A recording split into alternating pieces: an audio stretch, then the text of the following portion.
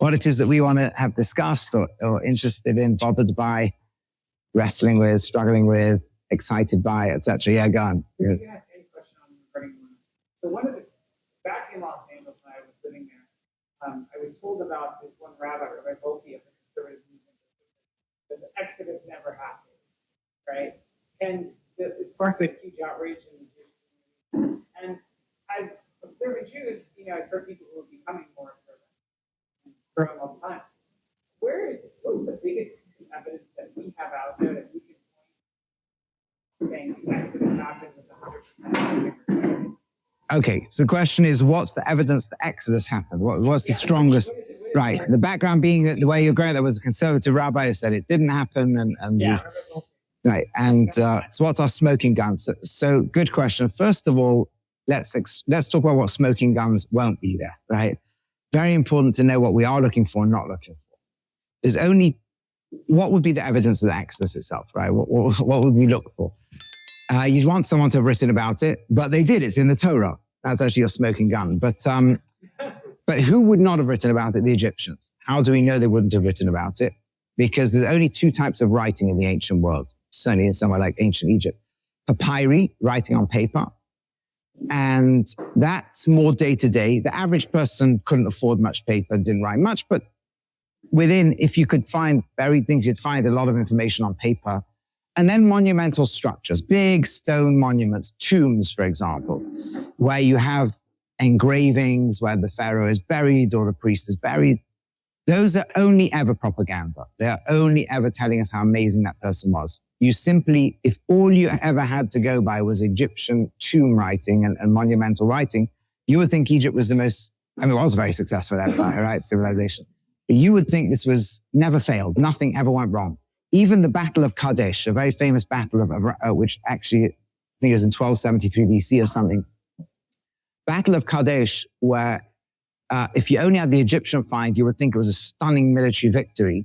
And when the Hittites were discovered, and they wrote a very blow-by-blow detailed account of the battle, we discovered that it was actually not a great victory for the Egyptians at all. In the Egyptian tombs, there's only a victory. So you will not expect anything in any Egyptian tomb anywhere to say, oh, there was a problem. This God of the slaves is stronger than our God and inflicted lots of plagues on us and created problems for us. That's just not going to turn up. Where you might have thought you might get some evidence is in the papers. You might have somebody writing, we need to find some... What's that papyrus stuff? You need to... The one that's in the British Museum. There's so little papyri. Right, there is one that sounds like terrible things going on, but when you date it to... What's for sure is that the average... here's the biggest problem of all.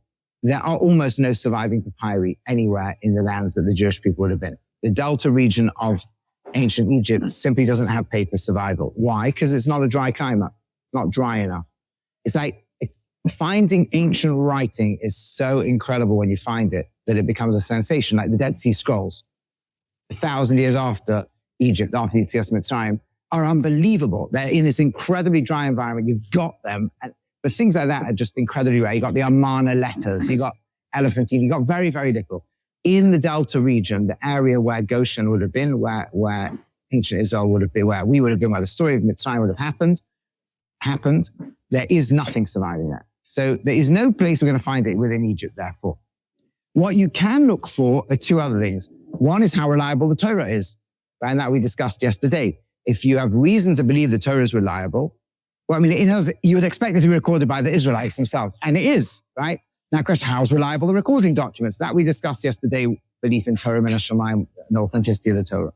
The second possible tool you could do that could add verification potentially is do details of the story match up? Because when it comes to Torah, the hypothesis of it, remember, the Torah is given at the time it's given, then the people are witnesses themselves to the main event, right? The readers are witnesses. So we went through yesterday the discussion of could there be late authorship? How late could the authorship be, right? Because a critic is going to need to push for late authorship. That will allow them to make the things, give time for stuff to be made up. And we went through yesterday a lot of discussion as to why late authorship hypothesis doesn't really work well for the Torah, which makes the Torah very reliable. Now, if you want, there's a few other pieces of information that the details of the story are so precisely aligned with things we know about the time. For example, we know that there was a few centuries in which populations in Canaan would migrate down to Egypt between about the 19th, 15th centuries BCE, not after that point. You see it on the tombs, you see pictures of these Asiatic people coming down, which is when the Torah says it's happening. From the time of Abraham till the time of the Beis going to Mitzrayim, you got this 300-year span, and it's exactly the 300-year span when that's what would happen. And later also probably wouldn't have figured that out, because it just wasn't happening, right? You see later on in the book of Ruth, they don't go there, they go to Moab when there's a famine, right? Different. You see the way they enslaved them. We have 15th century depiction in ancient Egypt of enslaving Semitic peoples and making them do brickwork, exactly as the Torah says, right? In one of the few, which again doesn't seem to have been done later on, in one of the few surviving papyri is about a taskmaster of the bricks complaining about meeting the quota that day, which is an issue the Torah makes a central issue. You see? So all the details are aligning. The other thing the Torah says happened, they also did avodah basada. The only other thing we discovered a picture of the slaves doing is avodah basada, is field work, right? So it's literally lining up to all the price Yosef was sold into slavery. Remember what it is in the Torah? 20 shekel. One of the things we know about the ancient world now is the different prices of slaves in different periods of time.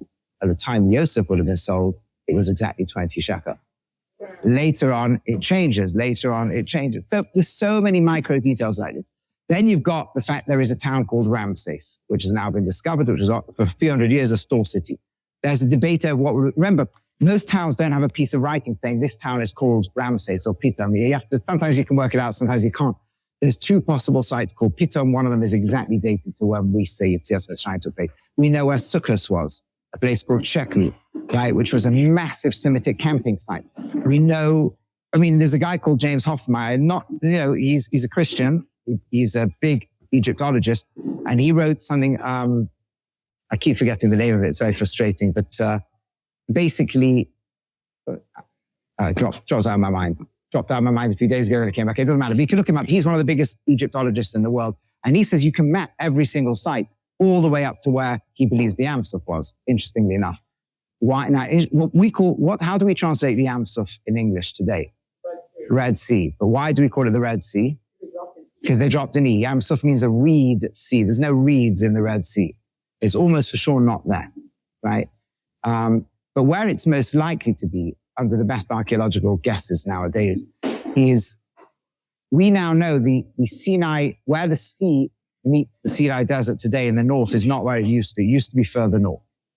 It used to be a lot further north. There was more land. And in fact, you can see the underwater topology, what would have been big lakes, huge lakes. Yam in Torah can refer to a lake too, like the Yam Kinneret, right? Huge lakes full of reeds. If a lake is 10 or 12 feet tall, you're going to have lots and lots of reeds on its border and going quite deep in. And that was probably a Yam Suf. You can see where Migdol would have been.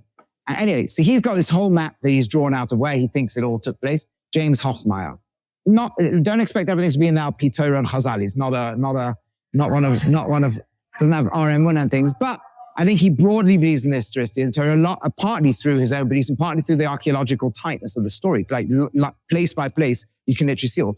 So there was a guy called, I've got a video on this where it goes more accurate details. A guy called Carlos Drew, I think was his name, worked, I believe, in oceanography in NASA, and they studied things like the impact of wind on water. And he was fascinated by James Hoffmeyer's map of where everything took place. And he's also fascinated by the fact that Torah itself describes Kriyas Yam Suf, although it's clearly a miraculous event, obviously, but taking place to Ruach Kodim out of strong wind blowing all night. And that's what they do. He's like, this is my profession. I map wind blowing on water. What will it do? Create tsunamis and so on. And there's not lots of places in the world where if the wind blows all night, it splits the sea. The few places in the world where that happens, it will usually be a tornado so vast that no human could be standing there, right? So he models based on the maps they have for where this place would be. And he finds something interesting. If a wind blew at a certain speed that a human can tolerate, but it's a strong wind all night, the sea will actually split about 3 kilometers wide. And if at any point it stops, they'll just come crashing straight down upon itself. Now, do we say necessarily? I mean, if you read up in the Midrashim, that's not exactly necessarily. It depends how literally you take Midrashim. I'm not saying yes or no. What I'm saying is you certainly have very strong grounds for everything fitting the story to very, very strong details. So that would already give you an indication that this is surprising. I mean, how would a human author, right, guess centuries later what the price of a slave was, when people migrated, what work they did, what cities they built, which routes they took out in places that no longer existed and hadn't existed for centuries, and call the splitting of the sea in the one place on earth where if the wind does blow all night, it actually splits, and it never did in history, right? So, and then comes crashing down. That would be a remarkable thing. So is that a smoking gun? I don't know, but it's pretty good, right? Then if you add to that, much more importantly, which is the group that says it got out there, did record the whole story.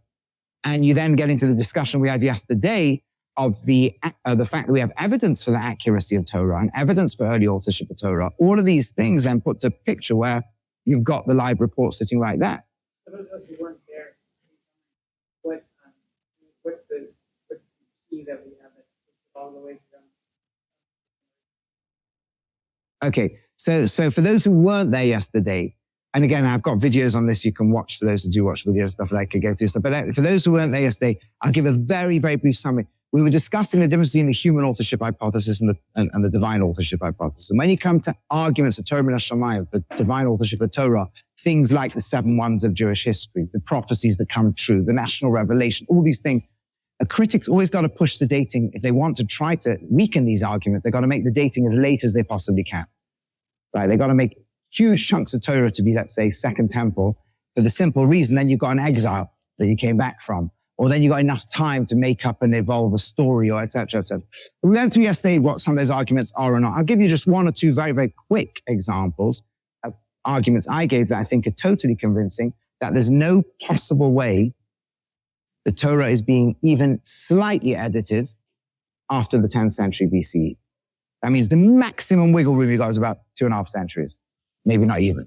And that's 2, and you're miles before, you're certainly right in proximity to the national revelation. You can't play at that point. That's even if you wanted to be the biggest skeptic alive, you couldn't push the Torah that late, although critics do. And I'll just recap 1 or 2 of the arguments. Are people together with me where we're up to in this discussion? Okay, some of you, it's a recap from yesterday. Do you remember? So one of the things I said is like this.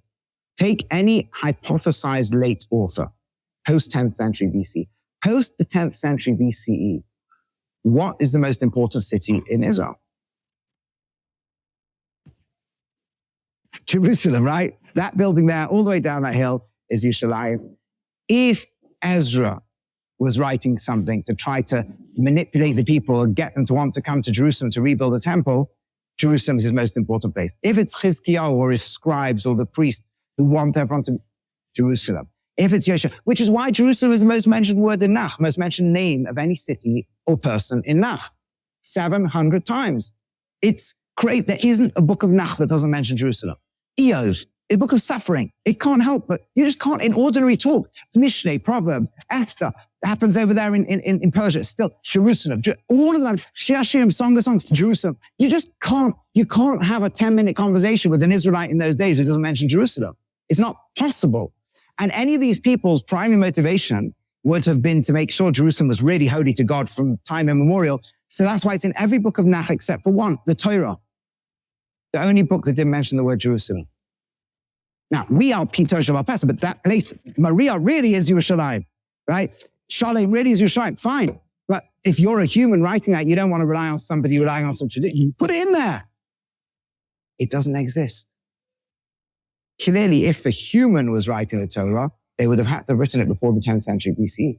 It is not possible a human who's manipulating the text and adding chunks in to get you to all want to see the centralized monarchy in Jerusalem forgot to mention Jerusalem. And all you have to do is change Shalem to Yerushalayim.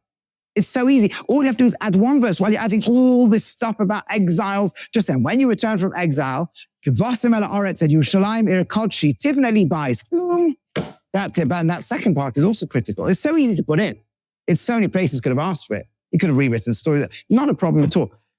And here's the other incredible thing. The most important building after the 10th century BCE is Beis HaMikdash. If you're Ezra and you're squabbling with the locals there and you're trying to write a text and get Jews to want to build a temple despite all you've got to mention that Beis HaMikdash. If you are Chizkiyahu, if you are Yoshua, any of these people, any priest, any king, you want that front and center. Guess what? Never appears in the whole Torah. The Beis HaMikdash. Nowhere. What you have is chapter after chapter of how to build a Mishkan, how to weave the threads, how to put the zav and tcheles, the gold and the blue wool and the this wool and how to weave this layer and that layer and how the sockets go and how you place them together. You can't have greater proof that this is written in the time as a Mishkan. And it's not even edited or redacted afterwards. Because if it was King David editing it, or Ezra, or a priest, or a scribe, or a Chizkiah, or this, they would have added something, even if they don't want to manipulate the old text, just they'd have added some line about, and build me a house in Yerushalayim, my holy city. So and there's lots of other evidence. If you want one other tiny little piece of evidence, Hebrew language, like all languages, evolves and develops. We say it evolves to the point where Hashem wants it to be, right? There's a plan of where Hebrew would get to. But you can still trace the changes in the Hebrew language in every generation. And like all languages, it will always borrow words from other languages. Again, Hashem can put the word via the other language and bring it back in. So modern Hebrew has lots of words borrowed from English, and some from Arabic, and some from Russian, because as you contact these civilizations, your words enter. So in a Hebrew dictionary, you'll have words that clearly are English words, like televizia, et cetera, et cetera. So you can always tell which point in history a Hebrew book is written by what words it's borrowing from which cultures. For example, any book written after the 8th century in Nach has Assyrian words that became Hebrew words and Assyrian concepts, right? Any book written in the second exile period will have Babylonian words and Persian and Akkadian, just in the Hebrew. I'm not talking about when they quote explicitly, in the Hebrew itself. So there's a guy called Benjamin Noonan who's been through all the books of Nach, looking at exactly when each one's written, and most of them are exactly where you predict. And guess what? The Torah has no words from the 8th century. It doesn't have anything from the Assyrian. No words from the later centuries of the Babylonian and the Persian. It doesn't have any like Hebrew. The only indication of the Hebrew language, the only loan words it has are Egyptian 13th to 10th century loan words. That's it. Which tells you this book is being written by a civilization that had intense contact with Egypt somewhere between the 13th and 10th century BC. Hebrew, correct. What about the word Kruvim? The moment of it about how that word like that word. Okay, no, so good point. See, there's Karavia, right? And you've also got Totafos. Rashi says they're like the African word. But what they're really doing is they're saying we can learn the meaning of the Hebrew by comparing it to another language, the assumption being that languages are related. So, for example, Totafos tefillin, where Rashi said tat and pat, one is Afriki and one, right? Doesn't mean that the Hebrew went to Africa and picked up the words. It means just like in Hebrew you got these words, which we don't have another usage, you can sometimes see a parallel word in another language and therefore deduce what the Hebrew might mean. That's what it means in that case. But actually, archaeologically and scientifically, we wouldn't say that's what the word comes from. So whereas we can see the words that really, really are actual loan words, where they really did come from the other language. Again, Hashem can bring a word through another language into Hebrew when you need the Hebrew to be the Lashon HaKodesh for the Torah to be written in. But the point is that one way or another, you can date exactly when the Torah is. By the way, it does have one Aramaic phrase, Yagar Sahadusa, but that explicitly says Lovon is speaking in his language, right? And we call it Galid. So all of this points in one direction, which the Torah is clearly written, at least by certainly no later than the 10th century BC, finished being edited and redacted. And that leaves you with an inescapable conclusion then. And clearly something to do with Egypt too, right? So there's not enough time to make this story up and all these stories up, and certainly not enough time to make the prophecies in the Torah written after they've happened, etc. So all of this is a summary but those together provide the auxiliary evidence and the smoking gun evidence of Yetzias Mitzrayim, of the Exodus of Egypt. By the way, one of the biggest questions people used to ask against the Exodus, one of the biggest smoking guns against it is, allegedly, so where are these 600,000 or hundreds of thousands or millions of Jews wandering in the desert? How come we haven't found archaeologically any camps of the Jews in the desert and then entering the land of Israel? That's the question people have asked, right? That's what persuaded people like you're quoting, I suspect, to start to cast real doubt on the credibility. Okay? But that was a plausible argument until about 2019. What happened in 2019? I was waiting for you to ask that. What happened in 2019 was an archaeologist called Erez Ben Yosef from Tel Aviv University.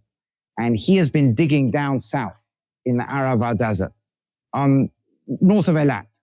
where it's known that there's an enormous amount of mines over there. Just around Timnah alone is around 10,000 copper mines in 1 century alone. That's like 100 mine shafts a year. That is a colossal workforce that you need. How many people do you need to dig in those days? Copper mines. Thousands and thousands and thousands of people. Here's the problem. If you have thousands of workers, who feeds them? You can only have thousands of workers working for months down a mine if you control hundreds of thousands of farmers and can take their surplus food as tax and feed them. You take the workers as tax, you take the surplus food as tax. So you're talking about an empire of hundreds of thousands of people. Here's the most incredible thing. If they had not dug, and they date to about the 10th or 11th centuries BC, right? If they had not dug copper mines, do you know something? We would not know they existed. It's Edom. Archaeologists used to think Edom only existed in the 7th century BCE. It was one of the great questions they asked on the Torah. The Torah puts them much earlier than that. Now we know Edomites existed, but we know more than that. They are archaeologically invisible. Hundreds of thousands of people. How are they archaeologically invisible? There's a simple answer. Archaeology is the study of human remains. People who live in tents do not leave human remains, full stop. If they build full permanent settlements where they have stone structures, then there'll still be buildings that remain centuries later. There'll usually be an ashpa area, right? Yeah, like having the Gemara, ashpa, these dump heaps, where you'll often still find bones of animals they ate. Okay, most will be blown away in the wind, but some will remain and survive. You might find zoology and botany, like certain things you can, under a microscope, work out what they are. People who live in tents, it turns out, don't do that. Even if they only move every so often, they never leave those types of structures. And what it means, and he writes this, Erez Ben Yosef has academic articles. He's also got popular articles in the Times of Israel in Haaretz where he says this. He says, we need to rethink our understanding of ancient Israel, because guess where ancient Israelites lived, according to the Torah? In tents. Well, yeah, but they're moving through the Sinai Desert, they live in tents. And when they get into Israel, they live in tents. Only Levium moved into anything resembling little cities or towns, right? So much so that you'll see in the book of Joshua, they're conquering cities. And then in the book of Judges, Shoftim, they're conquering them again. The cities were kind of control areas where you control hinterland. They didn't occupy the city. They didn't move into them.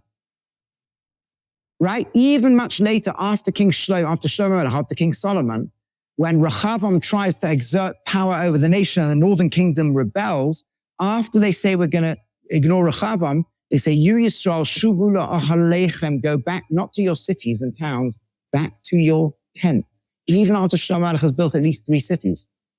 Most Jews lived in tents, which means archaeologically, they are going to be invisible. You simply will never find them.